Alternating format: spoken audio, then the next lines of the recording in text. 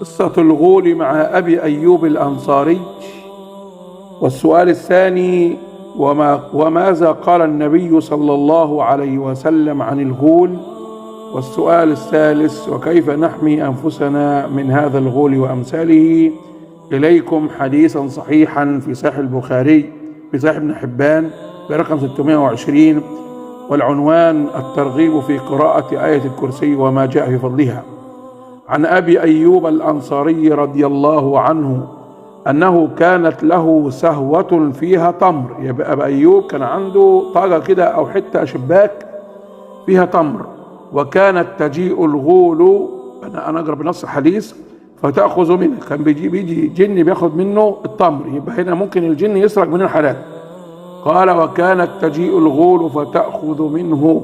قال: فشكى ذلك إلى النبي صلى الله عليه وسلم. أبو أيوب شكى للنبي إن الغول، والصحابة كانوا بيعرفوا الجن، وشكى له إنه بيسرق من عنده ليه التمر.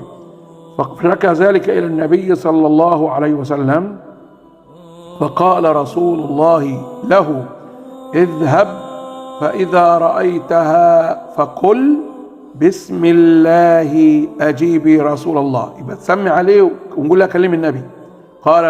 قال أبو أيوب: فأخذها فحلفت ألا تعود. وهو أخذها رحب للنبي، قاعد تتحلف وتعذر، فحلفت ألا تعود فأرسلها. حن أبو أيوب قلبه حن كده وضعف وسابها.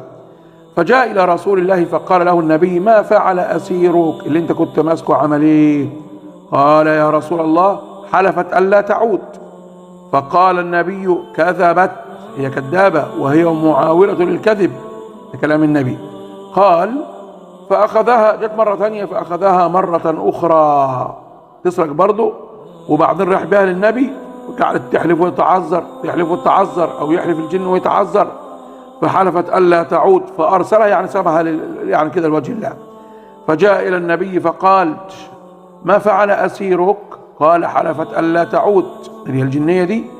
فقال النبي: كذبت وهي معاورة للكذب. فأخذها فقال، آخر مرة بقى جت تسرق، راح مسكها وقال: بسم الله أجيبي رسول الله. كان عندهم هم من الإيمان يا جماعة اللي هم يقدروا يسيطروا على الجن، والله أعلم.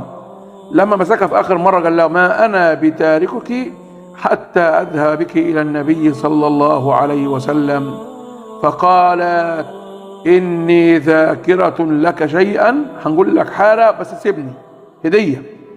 وإني ذاكرة لك شيئا، آية الكرسي اقرأها في بيتك فلا يقربك شيطان ولا غيره.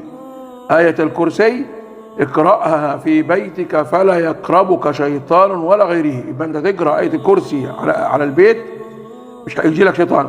فجاء إلى النبي صلى الله عليه وسلم فقال رسول الله: ما فعل أسيرك؟ قال: فأخبره بما قالت. قال النبي صلى الله عليه وسلم: صدقت وهي كذوب. كلامها صحيح لكنها جت كم مرة كذابة. رواه الترمذي وقال: حديث حسن غريب. والحديث أخرجه ابن حبان في صحيح برقم 620.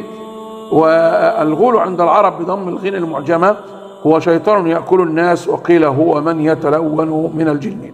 يبقى احنا يا جماعة عايزين نحفظ علمنا: الله لا إله إلا هو الحي القيوم لا تأخذه سنة ولا نوم، له ما في السماوات وما في الأرض، من ذا الذي يشفع عنده إلا بإذنه، يعلم ما بين أيديهم وما خلفهم ولا يحيطون بشيء من علمه إلا بما شاء، إلى آخر الآية. فهذه الآية هي أعظم آية في كتاب الله تبارك وتعالى، ونستفد بها كلها في الصباح وفي المساء وعند النوم. علمها أولادك حتى نكون في حصن حصين من الجن ومن الشياطين. اللهم انصر إخواننا واحفظنا من كل سوء، ونعوذ بك يا ربنا من شر كل ذي شر ومن شر كل دابة أنت آخذ بناصيتها. لا تنسوني من صالح دعائكم.